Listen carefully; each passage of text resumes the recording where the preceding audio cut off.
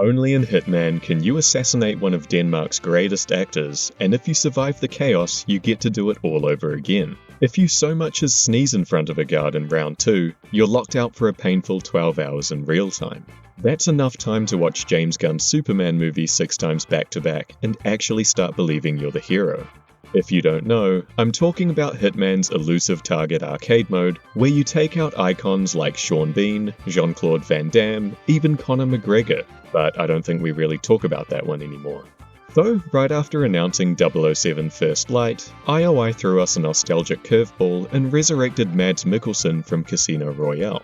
In this video, I'm gonna revisit some learning curves I went through to find my own canon ending in Perfect Assassination. You are oblivious to your own execution, you know that? Let's get to it. I arrive at the red carpet entrance of the Casino Monarchique in Paris as Diana hacks into a security feed on our target Monsieur Le Chiffre. We learn that he's in debt to General Vicente Murillo, a fascist ex-dictator from Colombia with zero tolerance for unpaid debts.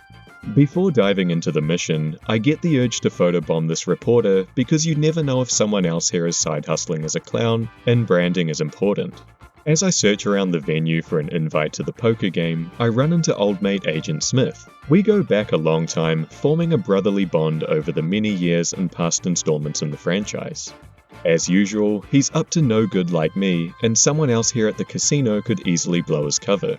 He has an invite that he'll give me in exchange for helping him out, which is pretty straightforward, even if I have to briefly ditch the clown suit.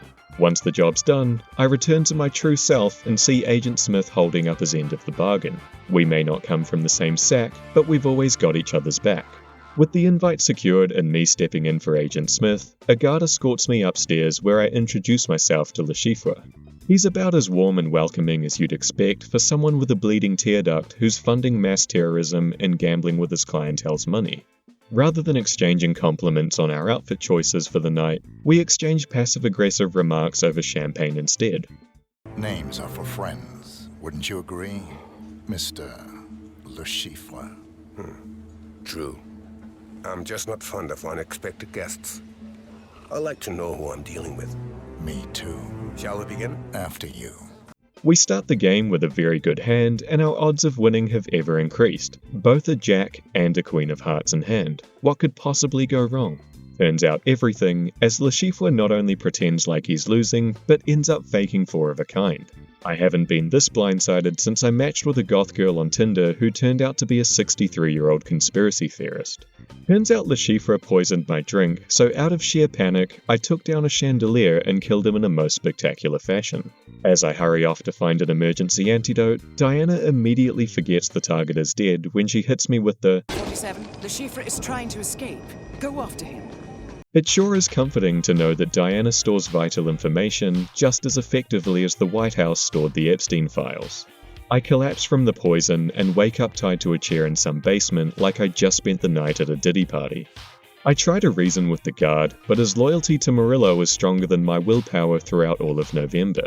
Though now I'm just stuck in a glitched loop between struggling and talking to the guard. You need to let me go. What if I pay you? I just want Le Chiffre. You need to let me go. I don't care. I just want Le Chiffre. So once again, I make sure to mess with the reporters because if I don't do it, no one else will. This time, I try to get my poker invite from Bai Sayu, ex-girlfriend of Le Chiffre and spoiled influencer with an ego that demands recognition from the bar staff. I attempt to pull off a harmless prank involving a rubber duck, but she loses interest in the short space of literally a few seconds. My intrusive thoughts win, so I detonate it and she goes airborne like she was just thrown out of a party for being her insufferable self. Everyone panics of course, so I try crouching down with them pretending I'm not involved, but turns out I can't exactly blend in like you would in Assassin's Creed. Hey, pick up your garbage. I did get my chance at redemption in a later playthrough however, so along came my full circle moment with a better setup, harder fall, and escape in style.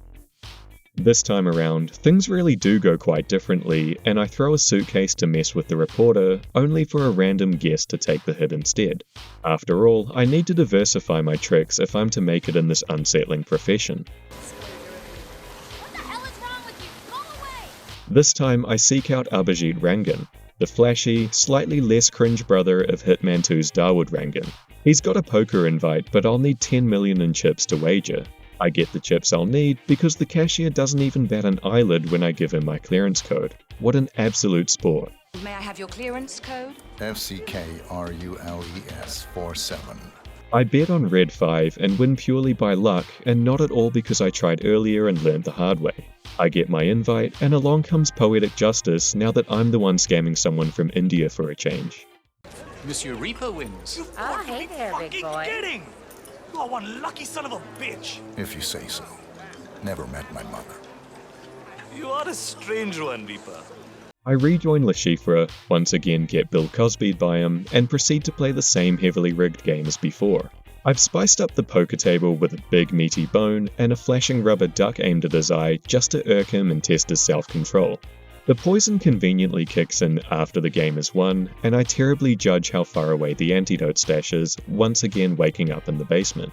This time Le Chiffre is alive and well, interrogating me about the clown fit, which is actually quite a valid precaution after the clown panic of 2016. How are you feeling, Mr. Reaper? Constricted. Well, I felt it was a necessity, one I must confess I rather enjoyed. What do you mean by that? Le Chiffre leaves me alone for now, and I try to negotiate with the only guard left. Just when things look grim, old mate Agent Smith comes to the rescue and I can actually make my escape this time. It's another full circle moment having Agent Smith rescue 47 for a change after all the adventures we've had together. I mean, how many times have you bailed me out? There was Hong Kong, Romania, St. Petersburg, Hokkaido. Agent Smith. As you would expect, he strips down to his underwear that he's best known for and gives me his clothes so I can return to the game. But you can't play poker in your underwear. Well, you can, but that's a different kind. Here, you can have mine. This tuxedo doesn't really feel like me anyway. I would honestly say the same for myself, but I stupidly take a wrong turn and security unload clips into me like I bullied the quiet kid in school for too long. I try going out in a fistfight till some genius shoots the fire extinguisher beside us and we both die on impact. As I'm dying, I fall on top of the guard and phase into his body without even getting to say no homo first. Imagine being pierced to death by shrapnel, but the last thing going inside of you is Agent 47. After so many 12-hour punishments, I decided it was time for the final act, my own canon ending that would allow me to finally move on with some dignity. I spawn in a dusty attic that's so untidy, not even Anne Frank would get caught hiding here. I sneak past the guards and finally get to the same place as Le Chiffre while Diana gives me the mission brief for the 28th time. I wait around as Le Chiffre greets the people he'll be playing against tonight and set the mood by adding to the table a Napoleon blown apart blasting the 1812 overture. Monsieur Rangan. I'll go. Mademoiselle Bye. I'm calling. Let's raise the stakes. The bet is at 16 million. Congratulations, 47. Target down, satisfaction achieved, and his friends are spared any embarrassment of losing to him because they're dead as well. I make my way through the attic, quickly try on this magician outfit that was lying around, head towards the red carpet where I began, and disappear quicker than MH370. So that about wraps it up. Let me know if you'd like to see more Hitman content. I really do love the series and I'm hyped to see what they do with 007.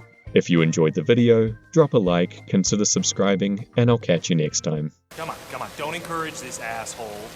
Probably coked out of his mind.